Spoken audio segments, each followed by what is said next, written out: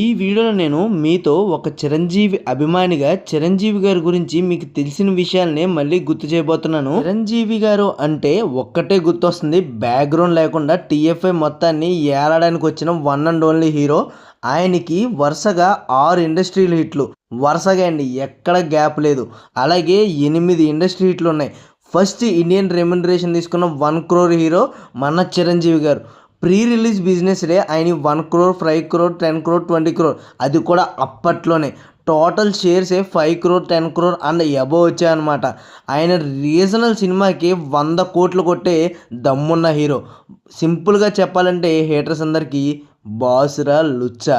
ఇప్పుడున్న హీరోల కోసం మన ఫ్యాన్స్ అందరూ కొట్టుకుంటున్నారు, కానీ అప్పట్లో ఈయన సృష్టించిన రికార్డ్ని ఇప్పుడున్న ఏ హీరో అయినా బ్రేక్ చేయగలరా? ఒక్కటే క్వశ్చన్, మీరు చెప్పండి, చూసుకుందాం. అదైతే అసలు ఎవ్వరికి సాధ్యమే కాదండి ఇప్పుడున్న సిచ్యువేషన్లకైతే. ఎందుకంటే ఆయన మార్కుని టచ్ చేయడం ఎవ్వరి వరకు కాదు, only one and only boss of AP and TFI. Chiranjeevi గారి గురించి చెప్పాలంటే ఒక వీడియో సరిపోదండి.